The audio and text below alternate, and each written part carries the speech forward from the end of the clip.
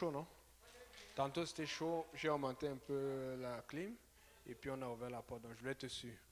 Parce que j'ai pas envie de prêcher et puis après les gens transpirent. Je ne sais pas si on transpire parce qu'il fait chaud ou on transpire parce que vous sentez le feu du Saint-Esprit et que ça pousse à la repentance. Amen.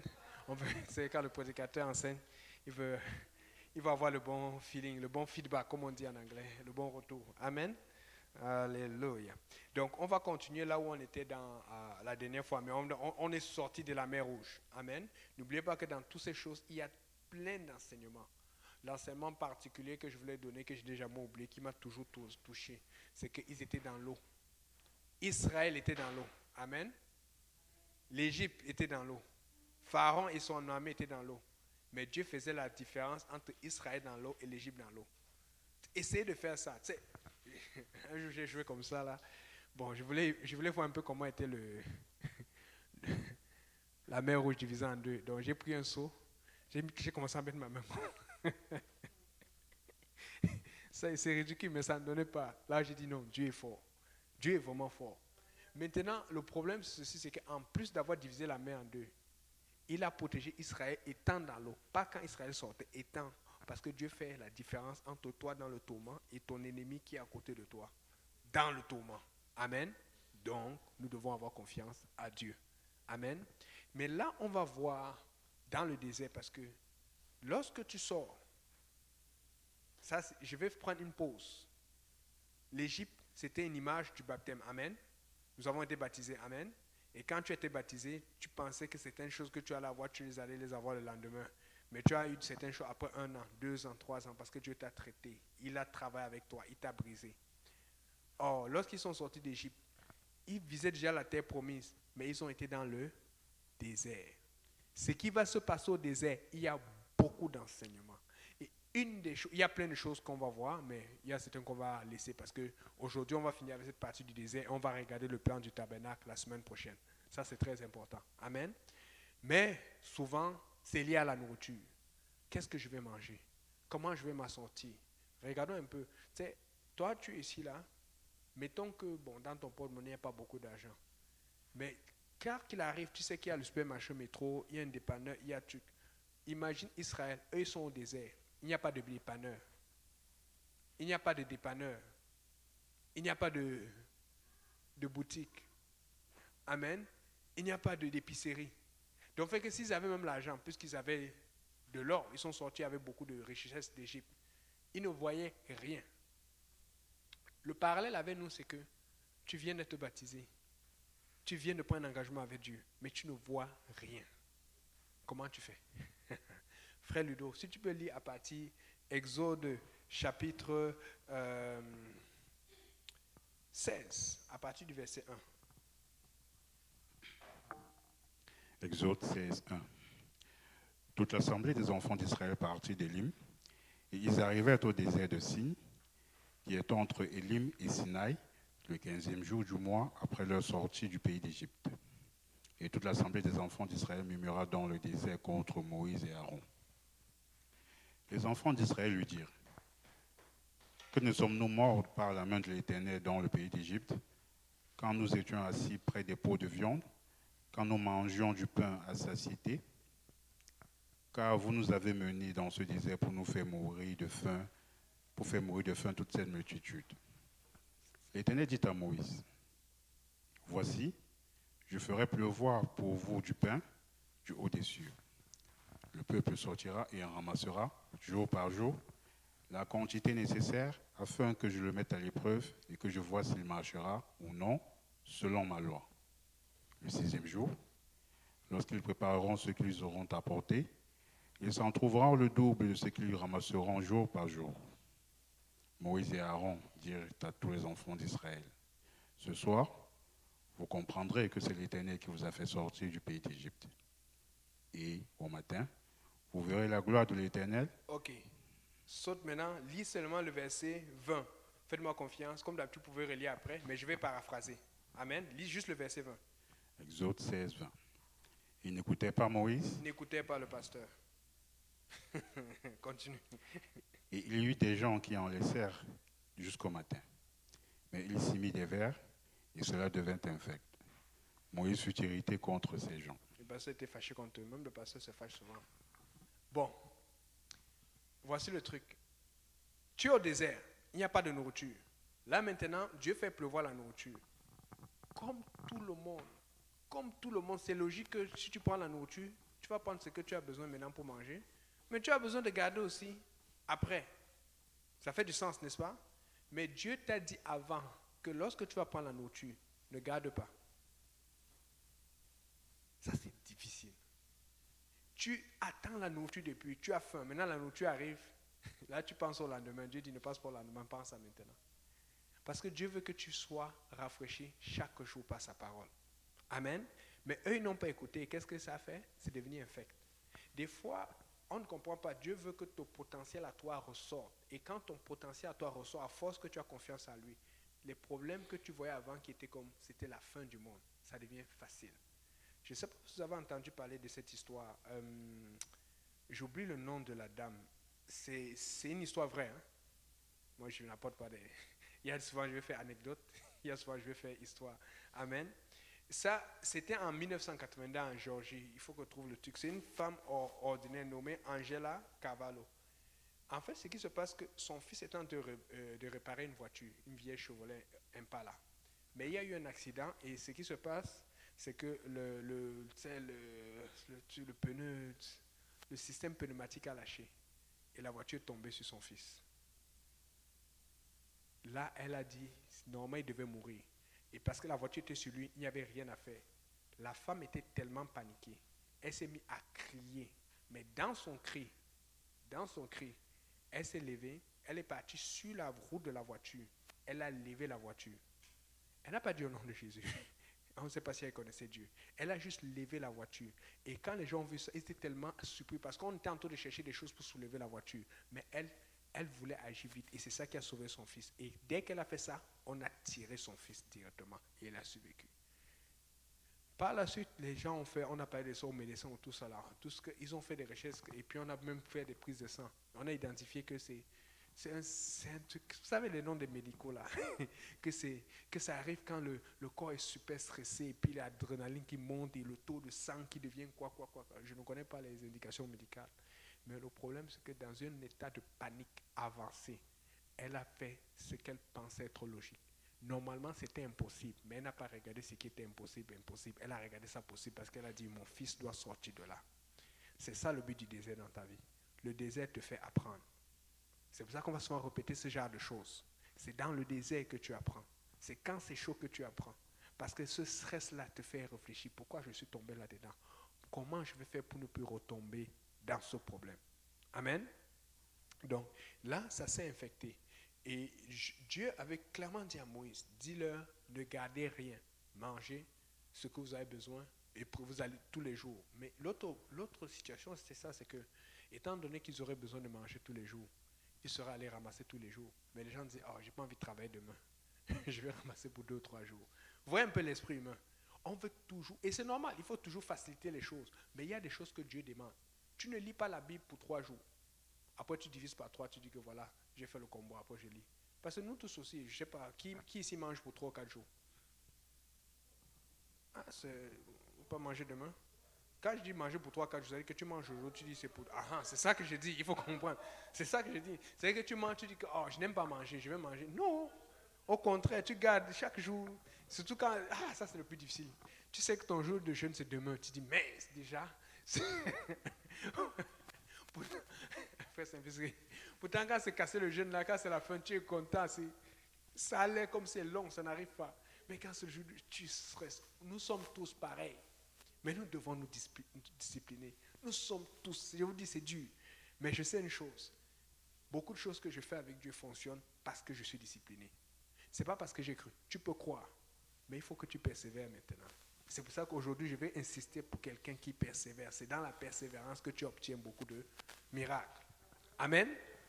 Donc, maintenant, s'il vous plaît, tous les jeunes filles, n'allez pas soulever des voitures. Vous dites que le pasteur Yannick a dit de... Pardon, c'était un exemple, un cas particulier. Amen. C'était juste parce que des fois, là, aujourd'hui, on peut même te poursuivre, surtout quand tu es pasteur, là, c'est tellement devenu sensible ce que tu dis ou ce que tu prononces que nous sommes épiés. sont épiés à la lettre. Mais Dieu est majestueux. Amen.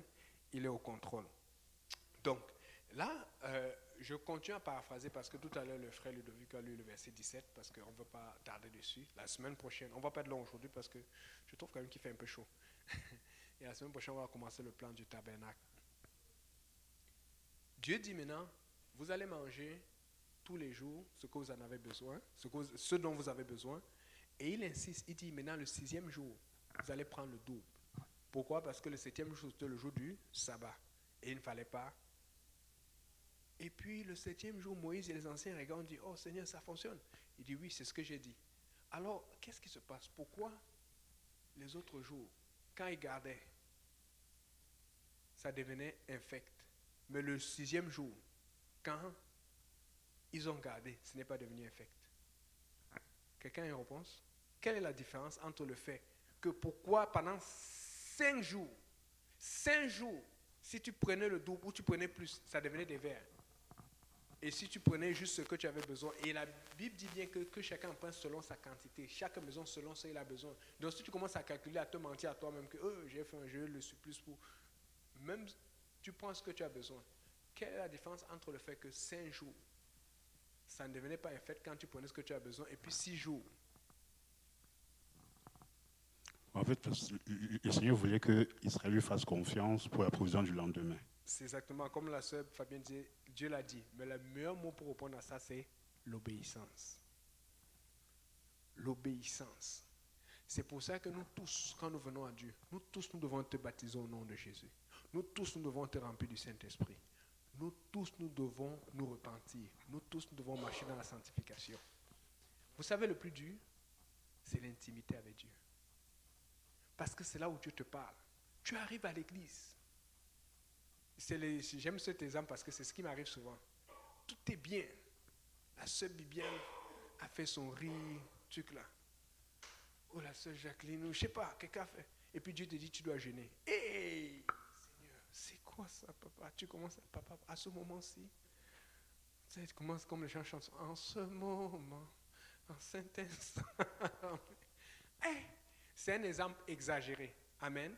Mais c'est pour dire, l'obéissance, il y a une telle puissance dans l'obéissance. Il y a une telle puissance dans l'obéissance. Voilà pourquoi Samuel même dit à Saül, il dit, l'obéissance, ou les sacrifices valent-ils mieux que l'obéissance? Samuel explique à Saül que ce que Dieu t'a dit, fais-le. Parce que nous sommes déjà, tu vas désobéir, Dieu va permettre une punition, une situation, et qu'est-ce qui se passe? Après tu dis, Seigneur, je vais jeûner 3 jours, je vais rattraper. Dieu n'aime pas ça. Juste obéir. Nous sommes... Et surtout, quand je suis venu à Dieu, j'étais un champion de cela. Je regarde même le Seigneur, je dis, Seigneur, je te fais 5 jours de jeûne.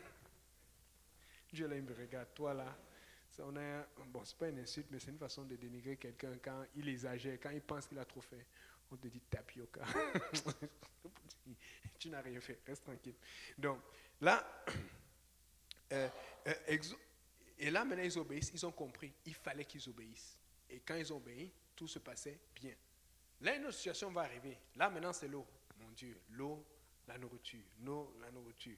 Exode 17, à partir du verset 1, si tu peux lire, pardon. Et puis, je te fais signe qu'on va paraphraser. Exode 17, 1. Toute l'assemblée des enfants d'Israël partit du désert de Sin, selon les marches que l'Éternel leur avait ordonnées. Et ils campaient à Rephidim, où le peuple ne trouva point d'eau à boire. Alors le peuple chercha querelle à Moïse. Ils dirent, donnez-nous de l'eau à boire. Moïse leur répondit, pourquoi me cherchez-vous querelle? Pourquoi tentez-vous l'Éternel? Le peuple était là, pressé par la soif, et murmurait contre Moïse. Il disait, pourquoi nous as-tu fait monter hors d'Égypte pour me faire mourir de soif avec mes enfants et mes troupeaux? Moïse cria à l'Éternel en disant, que ferai-je à ce peuple? Encore un peu, et ils me lapideront. Encore un peu, et ils me lapideront. Pourquoi? Parce que le peuple cherchait querelle, la Bible dit. Donc, le parallèle avec nous, c'est comme si tu viens d'arriver au Seigneur, ou tu es au Seigneur depuis longtemps. Dieu t'a fait des promesses, ça n'arrive pas. Tu vois le pasteur, tu m'avais dit, Dieu... Tu oublies que le pasteur lui-même, il a une relation avec Dieu parce que lui aussi, il a des promesses qu'il attend de la part de Dieu. Amen. N'oubliez pas que quand nous traversons tous de la même façon. Mais quand nous marchons, nous ne marchons pas tous de la même façon. Tout dépend de ton degré d'obéissance à Dieu. Tout dépend de ta soif, de la vision que Dieu te met à cœur, de ce que tu acceptes, de ce qui te met à cœur. Amen. Amen. Je veux qu'on soit sûr là-dessus. Et donc, là maintenant, Dieu donne la solution. Il dit, l'Éternel dit à Moïse, passe devant le peuple, ça c'est verset 5, et prends avec toi les anciens d'Israël, prends aussi dans ta main la verge avec laquelle tu as frappé le fleuve. Ce même bâton-là, ils ont vu frapper le fleuve, ils ont vu faire des miracles avec cela, cette verge, mais ce n'était pas suffisant. Ils voulaient encore discuter. Et tu as frappé le feu et marche, encore ce mot marche, avance. Voici, je me tiendrai debout devant toi sur le rocher, et tu frapperas le rocher, et il en sortira de l'eau, et le peuple boira. Le peuple, ils étaient concentrés sur l'eau, mais Dieu était concentré sur un enseignement particulier. Qu'est-ce que Dieu dit? Voici, je me tiendrai debout devant toi. Mais l'Éternel est invisible. C'est pour ça que si ça doit fonctionner, il fallait juste que Moïse obéisse. Donc si Dieu te dit frappe, frappe. Des fois on veut tout comprendre. Oui, il y a des choses que des fois on a besoin de comprendre. C'est des fois, Dieu m'a dit, tu es ici là, Dieu m'a dit d'aller en Afghanistan. Et tu sais que là-bas, la plupart des femmes, il faut qu'elles soient voilées, il faut qu'elles aient des robes, alors qu'ici il y a la liberté et tout. Tu dois penser à 2 fois et tu dois parler à ton pasteur, tu dois prier, c'est ce genre de choses que je parle, c'est pas, mais il y a des choses qui sont évidentes dans ta vie. Mais souvent ces choses évidentes, tu ne les fais pas. Et c'est pour ça qu'on dit que tout n'est pas péché. Amen. Je vais donner un exemple. Ça m'est revenu je ne sais pas pourquoi, je ne sais pas si j'ai à témoigner de ça, je pense. Est-ce que j'ai à parler des échecs ici là? Bon, je vais vous raconter quelque chose. Pourquoi ça m'est revenu en tête, c'est parce que cette semaine, j'ai joué aux échecs contre le frère arrière de Saint-Michel. C'était la guerre. Je ne sais pas comment c'est arrivé. Ça fait longtemps que je ne jouais pas aux échecs. Mais il faut comprendre qu'avant, moi et les échecs, je voulais être le plus fort. Donc, un de mes rivaux préférés, c'est le fils du pasteur Kazi, Johnny Jonathan. Il est fort aussi aux échecs. Depuis, je ne sais pas jouer entre lui, mais dans le temps, là, quand je le battais, il était impressionné. Il dit, ouais, frère Yannick, tu es fort. Donc, je voulais battre tout le monde. Mais le problème, c'est que par la suite, j'ai continué à jouer, mais c'est devenu un problème pour moi. Jouer aux échecs n'est pas un péché. Amen. Jouer au Monopoly, jouer. Le problème, c'est quand ça commence à prendre ton temps, ton énergie. Amen. Alors, j'ai décidé que c'est fini de jouer aux échecs seul. Parce que quand tu joues aux échecs seul, tu fais un match, tu perds. Après, tu veux faire 2 matchs, tu gagnes 1. Après, tu perds 3. Vous connaissez les jeux. Hein, Sir Orlan? Tu as un petit jeu ici, un petit truc ici, là. C'est ça le danger de l'addiction. Tout n'est pas péché, mais c'est le temps que ça te prend. Ça te tire le temps que tu dois. Je vous promets, je ne sais pas, ça fait entre 2 et 3 ans facilement que je ne joue plus aux échecs seul. Donc chaque fois que je joue, c'est comme dimanche à l'église parce que je l'ai vu, j'ai dit on va jouer. Donc c'est devenu, il a vu que je savais jouer et tout. Mais maintenant mes adversaires, frère Pascal, frère Johnny, que je connaissais avant, je les fuis parce que je sais qu'ils ont évolué. Mais il y a d'autres jeux où je les attends, le Scrabble, je joue pas au Scrabble tout le temps, mais j'ai gardé mon niveau quand même, comme ça je sais. Parce que tu n'aimes pas perdre, amen.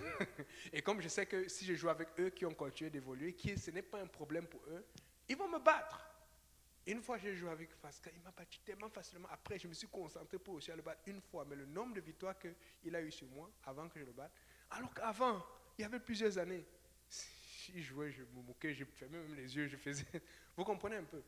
Or, nous tous, nous avons été baptisés au nom de Jésus. Amen. Le même nom. Nous tous, nous avons reçu le Saint-Esprit. Mais dans notre marche à Dieu, ce n'est pas la même chose que Dieu nous demande. Lui n'a pas ce problème d'échec.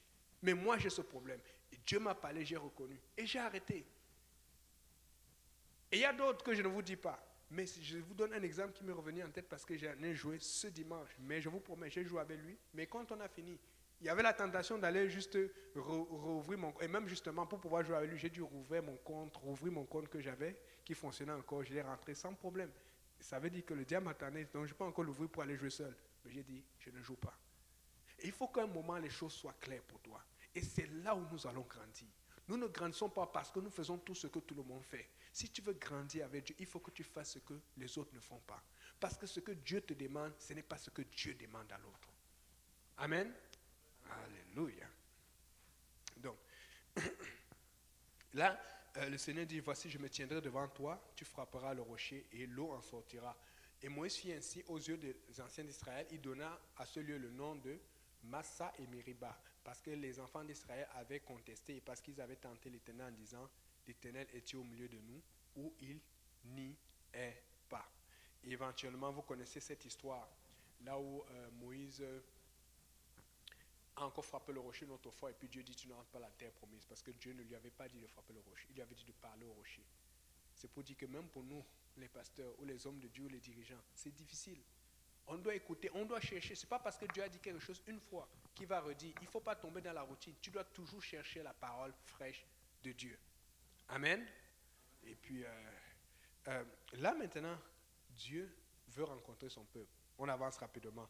Frère Ludo va lire à partir du Exode chapitre 18, verset 10.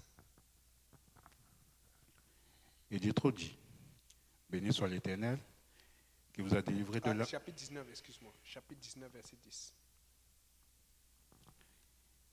Exode 19, 10. L'Éternel dit à Moïse, va vers le sanctifie-le aujourd'hui et demain, qu'il lave leurs vêtements. Je continue? Oui, continue. Qu'il soit prêt pour le 3e jour. Pour le... Et en fait, si vous lisez avant ça, Dieu veut rencontrer le peuple. Mais écoute, si tu as un rendez-vous avec quelqu'un d'important, qui a la solution à tes problèmes, et que tu as l'occasion de le voir, tu vas le voir quand? Le 1er jour ou le 3e jour? Vous n'avez pas écouté ma question. Sœur Adriana, s'il y a quelqu'un important, si tu veux voir le Premier ministre, par exemple, du Québec, ou le Premier ministre de l'Ontario ou du Canada, amen, si tu as l'occasion de le voir aujourd'hui, ou de le voir dans 3 jours, quand est-ce que tu vas le voir? Aujourd'hui, amen.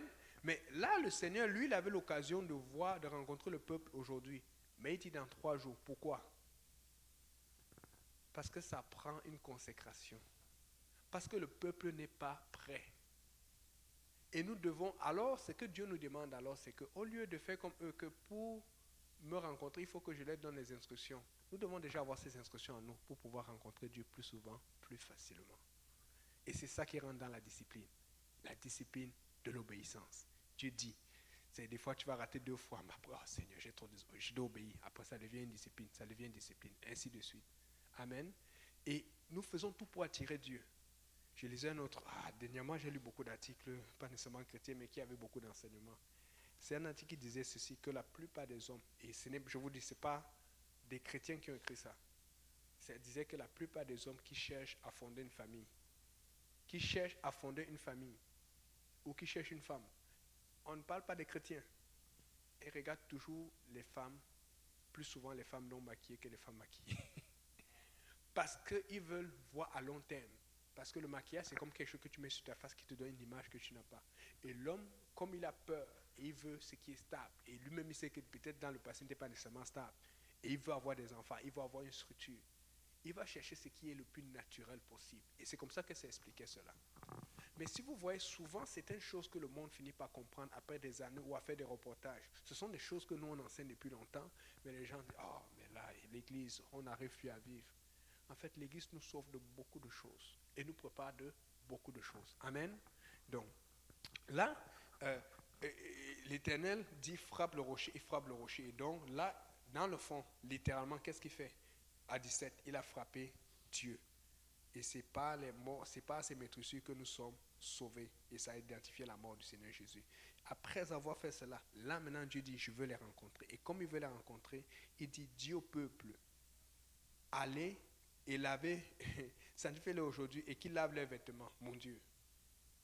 J'aimerais savoir comment les vêtements des Juifs étaient pour que Dieu dit lave-les. Je sais qu'ils marchaient, je sais que ce n'était pas facile, mais ils devaient s'attrouper au moins, tu vois un peu. C'est comme, prends soin de toi. Dieu, c'est un majestueux. Dieu aime qu'on prenne soin. Parce que les gens nous ont demandé surtout, c'est encore avec la dernière fois, frère Vendredi. Et on arrive à JPN, il dit, mais pourquoi tu ne m'as pas dit qu'il fallait s'habiller bien? Chaque fois, j'ai remarqué ça, je ne sais pas pourquoi, chaque fois quand les amis de Vendredi le critiquent, c'est qu'il ne l'a pas prévu pour l'habillement. D'abord, il dit, chaque fois dans une voiture, il dit, Vendredi, oui, vous changez.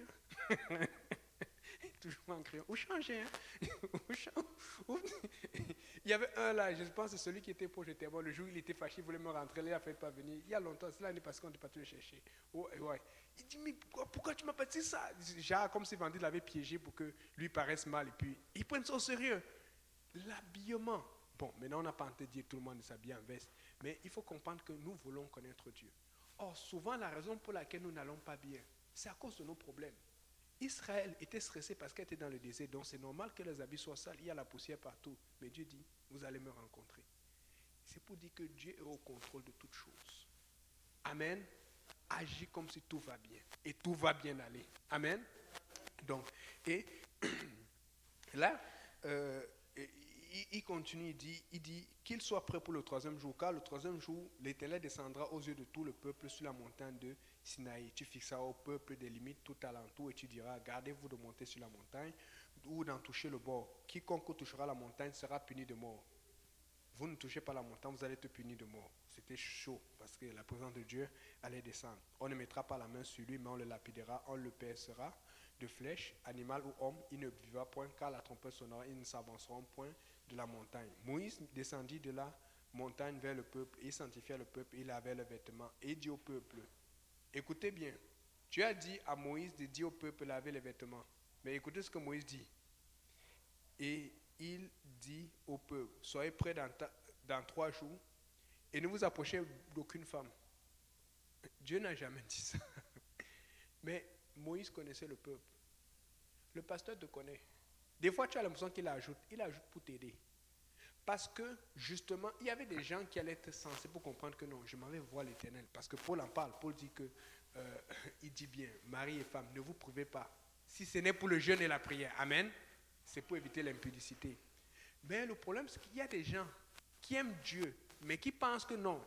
Ok, je vais m'approcher de Dieu, mais c'est normal. Je ne suis pas en train de dire que si tu es dans une relation avec ton épouse, c'est problématique pour aller voir Dieu après. Non. Mais quand tu veux vraiment t'approcher de Dieu dans le jeûne et la prière, il y a des choses qui doivent être naturelles. Et c'est à ça que Dieu s'attend. Quand tu dois t'approcher de Dieu, tu dois comprendre que des fois, ce que j'ai l'habitude de faire, ce que j'ai la permission, qui n'est pas un péché, je peux juste mettre de côté. Le temps de m'approcher de Dieu, c'est 3, 4, 5 jours. Après, je vais recommencer. Amen. Mais Moïse, comme il connaissait le peuple, et il savait qu'il y avait des gens là-dedans qui disaient que Dieu me connaît, Dieu connaît mon cœur, il dit non, celui-là, je vais le dire. Et Moïse a spécifié, ne vous approchez pas de femmes. Donc des fois, Dieu va te donner une direction, mais il s'attend à ce que tu fasses plus, que tu ailles plus loin pour pouvoir suivre la direction. Mais nous voulons que non, si Dieu a dit, c'est seulement ça que je fais et c'est tout. Et c'est pour ça que les gens bloquent sur le baptême au nom du Père, du Fils et de l'Esprit. Ils disent que c'est Jésus qui a dit aux disciples. Mais pourquoi les disciples sont baptisés au nom de Jésus? Ça, c'est notre affaire. On ne va pas rentrer là-dedans. Mais le baptême, c'est seulement au nom de Jésus. Amen. Mais c'est juste, j'essaie de vous faire comprendre le raisonnement humain. L'humain, c'est toujours faire moins. Mais Dieu veut que tu fasses plus pour lui. Amen. On n'exagère jamais pour Dieu. Amen. Et donc, Moïse dit au peuple, soyez prêts dans 3 jours et ne vous approchez d'aucune femme. Le 3e jour du matin, il y eut des tonnerres, des éclairs et une épaisse nuée sur la montagne. Le son de la trompette retentit fortement et tout le peuple qui était dans le camp fut saisi d'épouvante. Moïse fit sortir le peuple à la rencontre de Dieu et il se plaçait au bas de la montagne. La montagne de Sinaï était toute enfumée parce que l'Éternel y était descendu au milieu du feu. Cette fumée s'élevait comme la fumée d'une fournaise. Comprenez bien, la fumée d'une fournaise. Il y a les fournaises pour cuire des choses, pour cuire des métaux et tout ça là. Mais ils avaient sûrement déjà vu la fournaise d'un volcan. C'est chaud. Vous pensez qu'il fait chaud ici, là-dedans? C'est chaud, la fumée d'une fournaise. Donc ça faisait peur. Et la fournaise, la première chose à laquelle tu penses quand tu approches d'une fournaise, c'est que tu as peur de te faire brûler. Tu as peur que ta main rentre ou quelque chose, ou que ça tombe sur toi, parce que ça effraie. Maintenant, regardez. La trompette retentit fortement et tout le peuple qui était dans le camp fut saisi d'épouvante. Et Moïse fit sortir le peuple à la rencontre de Dieu et il se plaçait au bas de la montagne. La montagne de Sinaï était toute enfumée parce que l'Éternel y était descendu au milieu de feu. Cette fumée s'élevait comme la fumée d'une fournaise et toute la montagne tremblait avec violence. Le son de la trompette retentissait de plus en plus fortement. Moïse parlait et Dieu lui répondait à haute voix. Mon Dieu, j'aimerais être comme ça là. C'est que je vais venir ici là. Tu as vu comment Dieu me parlait, non? Mais Moïse était bon, hein? En tout cas, chacun. Mais c'est dangereux parce que si avec tous les prophètes qu'on a ici, dans Montréal, partout au Québec ou dans le monde, ou si un, en tout cas, Ah, Dieu est bon. Et l'Éternel dit à Moïse, descends, fais au peuple la défense exprès de se précipiter vers l'Éternel pour regarder, de peur qu'un grand nombre d'entre eux ne périssent, que les sacrificateurs qui s'approchent de l'Éternel se sanctifient aussi, de peur que l'Éternel ne les frappe de mort. Moïse dit à l'Éternel, le peuple ne pourra pas monter sur la montagne, car tu nous as fait la défense expresse. En disant, fixe des limites autour de la montagne, l'Éternel lui dit, va, descends, tu monteras ensuite avec Aaron, mais que les sacrificateurs et le peuple ne se précipitent point pour monter vers l'Éternel, de peur qu'il ne frappe de mort. Moïse descendit vers le peuple et dit ces choses. Amen. Là, regardez qu'est-ce qui s'est passé. Il y a la peur, il y a le tremblement, il y a la crainte de Dieu. Amen. Mais Dieu dit de ne pas approcher. Mais Dieu va finir par dire d'approcher. C'est parce que Dieu a une façon de fonctionner. Dieu n'a pas dit d'approcher directement. Dieu a d'abord fait montrer sa gloire. Pas toute sa gloire comme dans le ciel. Mais écoutez, la fournaise, les tonnerres, les grondements, ça fait peur. Si tu as peur parce que tu es dans l'épreuve, c'est la volonté de Dieu. Si tu as peur parce que c'est chaud, parce que tu vas perdre peut-être d'autres, c'est de l'argent, d'autres c'est la maison, d'autres c'est le statut d'immigration, d'autres c'est... En fait, je dis, c'est Dieu qui le permet. Mais ça ne s'arrête pas là. Par la suite, la Bible dit ceci. Alors, verset Exode 20, alors Dieu prononça les paroles en disant, je suis l'Éternel, et c'est là où Dieu donne les 10 commandements. Regardez bien le processus. Dieu te fait peur. Après, il te donne ses lois. Il dit, tu ne tueras point, tu ne voleras point, tu ne commettras pas l'adultère. Il raconte toutes ces choses que Israël faisait, parce qu'ils avaient l'influence d'Égypte. Et par la suite, quand il termine, honore ton père et ta mère, tu ne porteras point de faux témoignages, tout ça. Verset 18, le peuple entendait les tonnerres et le son de la trompette et voyait les flammes de la montagne. À ce spectacle, le peuple tremblait et s'éteignait dans l'éloignement. Les gens, des fois tu veux fumer, tu ne veux pas qu'on te voit fumer, tu commences à baisser, à reculer un peu, tu dis, Dieu là, l'affaire là c'est sérieux. Pourquoi? Parce qu'avant, quand il voyait Moïse, il pensait à la relation de Dieu avec Moïse. Il pensait que Moïse était juste un privilégié. Les gens ne comprennent pas que le privilège que vous voyez du pasteur, ce n'est pas gratuit. Il y a un prix à payer. Et là, il commence à comprendre, donc Dieu. C'est comme ça qu'il est effrayant. Parce que souvent, c'est ta conception de Dieu qui t'empêche de t'approcher de Dieu. Si tu négliges la relation avec Dieu, si tu négliges ta prière, si tu négliges ces choses, comment Dieu même va te prendre au sérieux? Alors qu'il te l'a dit de ne pas le négliger. Et là, la Bible dit, Moïse dit, regardez maintenant, il dit à Moïse, parle-nous toi-même et nous écouterons, mais que Dieu ne nous parle point, de peur que nous ne mourions. Dieu avait dit au début à Moïse quoi? Je veux rencontrer le peuple. En fait, le but de Dieu, c'est de te parler toi, comme il parle au pasteur, comme il parle à l'homme de Dieu. Ça a toujours été la volonté de Dieu, avoir une relation avec toi. Maintenant, c'est le peuple qui déclare, non, nous on ne veut pas avec Dieu. Pourquoi? Parce qu'il commence à réaliser qu'en fait, ce Dieu qu'on voyait là, on pensait que c'est facile là. Moi-même, je connais Dieu, Dieu connaît mon cœur, ma famille, mon père allait à l'église, ma mère allait à l'église. Donc, c'est plus sérieux que ce que je pensais. Et quand il voit ça, directement, il devine, non, je ne vais pas arrêter tout cela. Tous les commandements que Dieu a donnés là, ça ne fait pas pour affaire. Parce que lui pensait que tu pouvais servir Dieu et faire ces choses. Tu pouvais servir Dieu et tricher. Tu pouvais servir Dieu et corrompre. Tu pouvais servir Dieu et court-circuiter. Pas de court-circuit avec Dieu. Et là, Moïse dit au peuple, ne vous effrayez pas. C'est pour vous mettre à l'épreuve que Dieu est venu et c'est pour que vous ayez sa crainte devant les yeux, afin que vous ne péchiez point. Le peuple restait dans l'émoignement. Donc Moïse a parlé, mais le peuple a dit, non, nous on reste ici. Vous comprenez un peu la situation? Et c'est le même peuple qui a souffert dans le désert, qui est mort. Finalement, ce sont les enfants qui sont arrivés dans la terre promise. Tu veux passer le désert, il faut que tu t'approches de Dieu. Le pasteur va être là pour t'aider. Moïse va être là pour te diriger comme il a dirigé le peuple d'Israël, parce qu'il y a ces paroles que tu as besoin de suivre. Mais si tu veux y arriver, tu dois toi-même t'approcher de Dieu. Nous sommes juste des catalyseurs. Nous sommes juste des aidants, comme on dit à l'hôpital, des aidants naturels. Amen. Mais celui qui doit vraiment faire le plus grand effort, c'est toi. Amen. Tu dois t'approcher de Dieu. Tu dois dire, Seigneur, j'ai besoin d'une solution à ma situation. Et je vous dis souvent, quand c'est le temps de jeûner, de prier ou de faire Pas vraiment prier, parce que prier, tu es déjà habitué. Mais c'est jeûner, ou faire certaines choses que Dieu me demande. Est-ce que vous savez que je prie même souvent pour pouvoir jeûner? Je prie souvent pour aller faire certaines choses que Dieu me demande. C'est dur. Des fois, je me mets là comme ça et dis, Seigneur, comment je fais? Je n'ai pas envie de faire cela. Mais je sais que tu veux que je fasse. Ça, c'est quelque chose que tu peux demander. Est-ce que tu as déjà prié pour demander à Dieu de donner la force de faire quelque chose que tu ne veux pas faire? Parce que le problème que nous avons, c'est que nous faisons souvent l'hypocrite avec Dieu. Tu sais bien qu'il y a quelque chose que Dieu attend de toi, mais je ne pense pas que Dieu veut ça. Je pense que Dieu n'est pas là-dedans. Non, tu dis, Seigneur, si telle est ta volonté, parce qu'il y a souvent tu n'es pas sûr, mais il y a souvent tu sais que c'est ça que Dieu veut.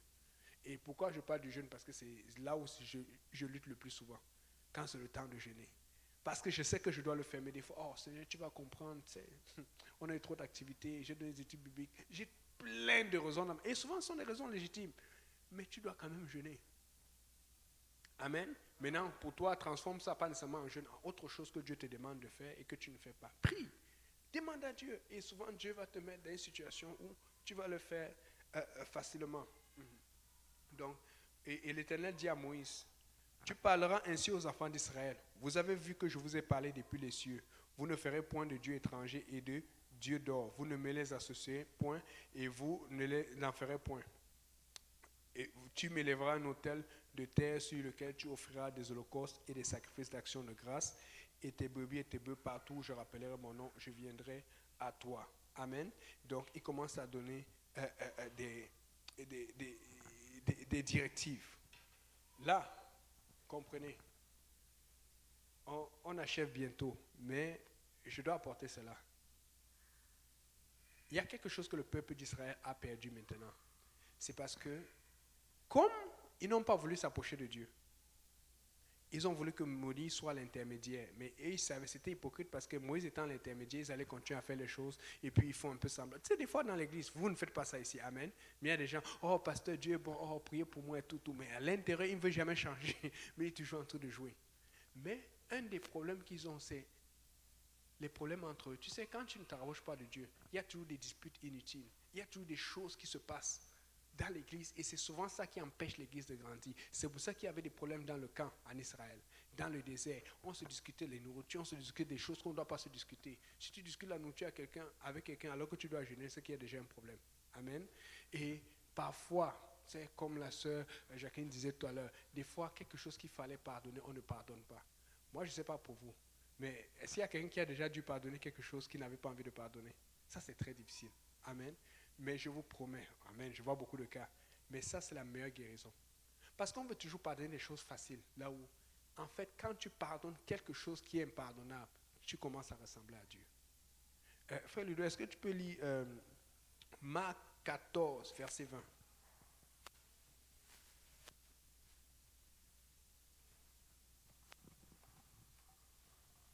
Marc 14. Il leur répondit, c'est l'un des 12 qui met avec moi la main dans le plat. Amen. Là, c'est Jésus, parce que là, on dit, Seigneur, Jésus dit, l'un de vous va me trahir.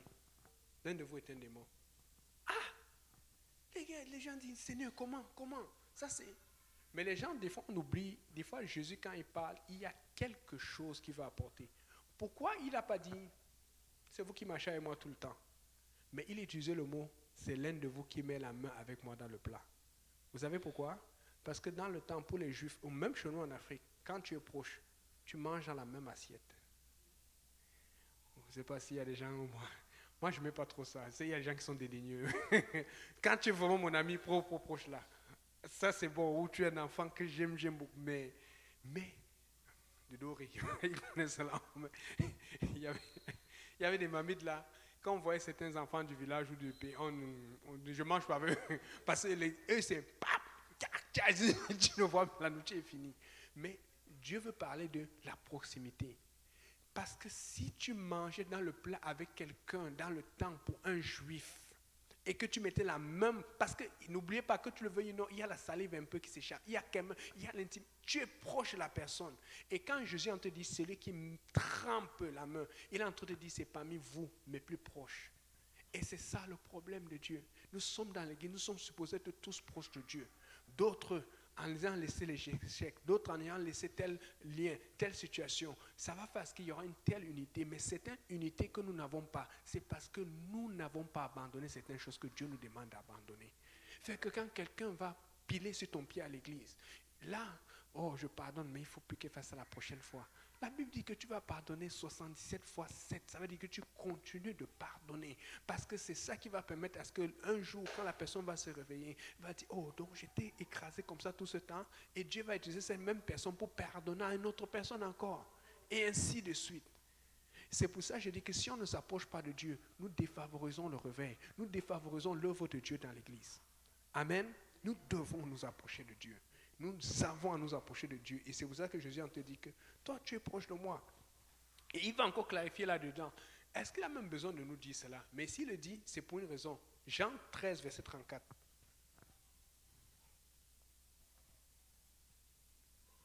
On va se lever, on va lire ça pendant qu'on se lève.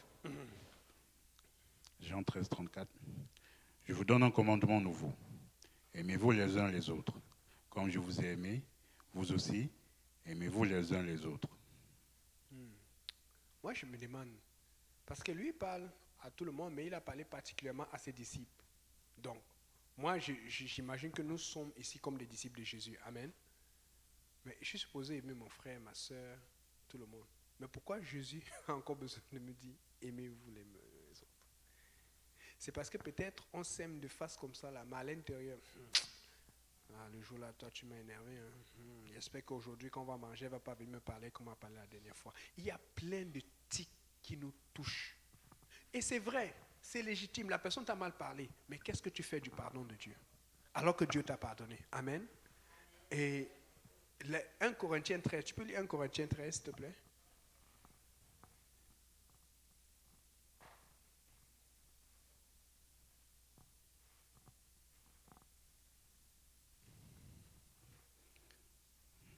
Quel verset? Verset 1 d'abord. 1 Corinthiens 13, 1.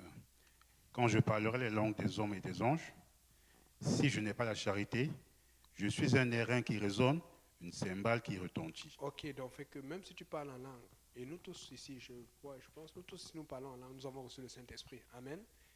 Mais ce n'est pas parce que tu as le Saint-Esprit que tu es totalement mature, que tu es proche de Dieu. Parce que c'est ça, c'est l'Esprit de Dieu qui va te rendre proche de Dieu. Mais il faut que tu sois maintenant obéissant et soumis à l'Esprit. Voilà pourquoi la Bible dit que Romains 8, 14, ceux qui sont conduits par l'Esprit sont enfants de Dieu. Amen. Mais là maintenant, dans le verset, ça va insister. Cet amour ou cette charité, la Bible dit, je lis, verset 4, la charité est patiente. Tu dois être patient. Regarde ton voisin, tu dis, sois patient. Regarde ce même voisin maintenant, tu dis, sois patient avec moi. Ça là, c'est dur. Ça là, c'est dur. C'est quelque chose d'être patient. Des fois, tu vas être patient. Parce que à l'extérieur, ils sont déjà dans le péché. Mais à l'intérieur, on va à la même église. Donc, on s'attend à ce que tout le monde soit spirituel. Mais c'est là qu'on grandit. Vous voulez qu'on grandisse, sois patient avec celui que tu vois à l'église tout le temps. Des fois, bon, parce que je connais des histoires. Des fois, tu vas aller à l'église, telle soeur est là aujourd'hui. Au contraire, va vite. Tu arrives, tu salues la soeur, la personne qui t'a irrité la dernière fois ou qui a dit quelque chose sur toi. Parce que c'est là où le diable travaille le plus. Mais là où le diable travaille le plus, tu dois aussi faire le plus. Ce n'est pas à l'extérieur. À l'extérieur, ils sont déjà partis. Mais à l'intérieur, ils travaillent pour pouvoir défaire. Amen. Et la Bible a dit, l'amour est patient. Elle est pleine de bonté. Elle n'est point envieuse. On n'envie point.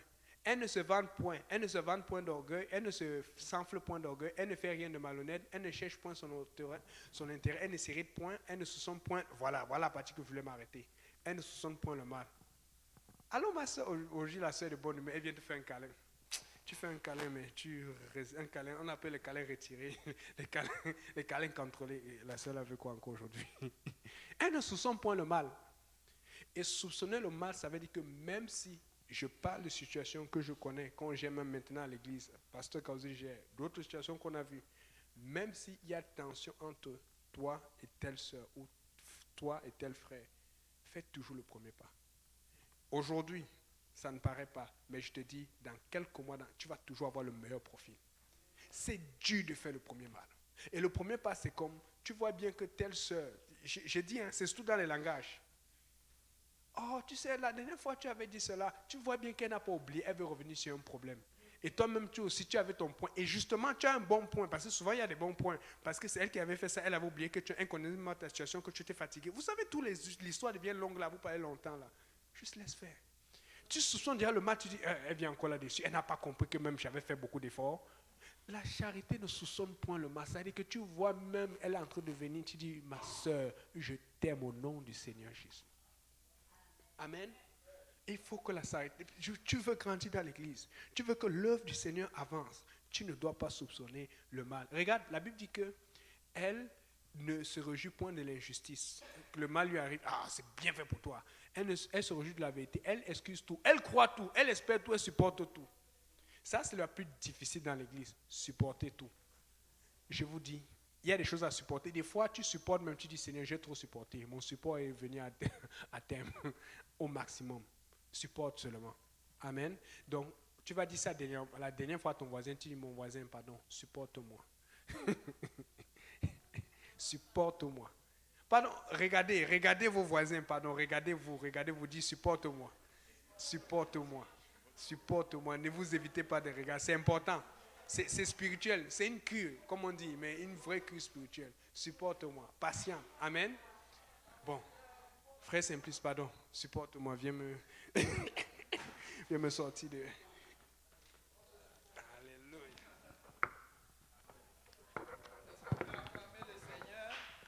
Alléluia. Alléluia. Merci Jésus.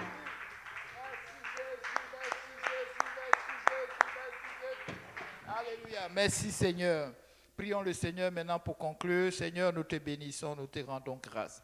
Nous te disons merci. Merci Seigneur d'avoir rencontré, Papa, la difficulté de quelqu'un, Seigneur, d'avoir rencontré le besoin de quelqu'un, Seigneur. Merci pour ta parole, Seigneur, car elle nous fait du bien, Seigneur. Elle soigne, elle guérit, elle restaure, Seigneur.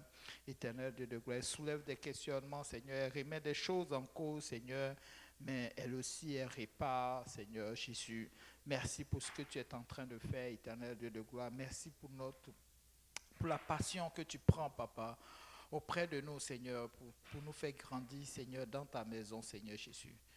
Papa, maintenant que nous allons prendre congé, Seigneur, nous te prions, Seigneur Jésus, Papa, que tu raccompagnes chacun de nous. Souviens-toi, Papa, de la fraternité que nous allons avoir. Papa, souviens-toi de tous ceux qui ne sont pas au milieu de nous, tous ceux qui sont malades, Seigneur Jésus, nos pasteurs, Seigneur, nos bien-aimés, éternel Dieu de gloire, qui sont au loin, Seigneur, tous ceux qui nous écoutent en ligne, Seigneur Jésus. Nous te louons, nous te rendons grâce, Seigneur. Que toute gloire te revienne. Que le peuple de Dieu dise au nom de Jésus. Soyez abondamment bénis. Amen.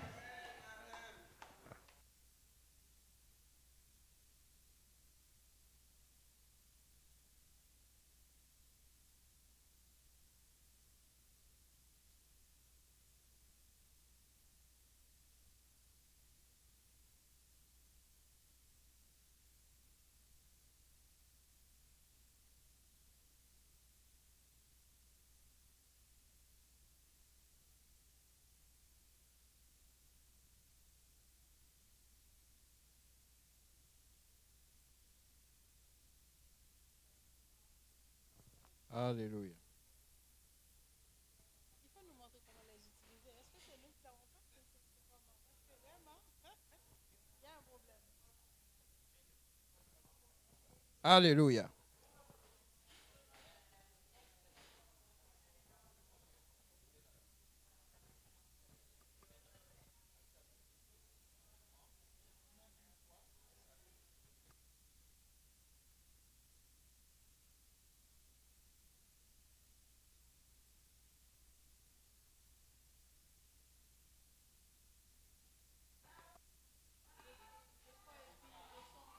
Alléluia.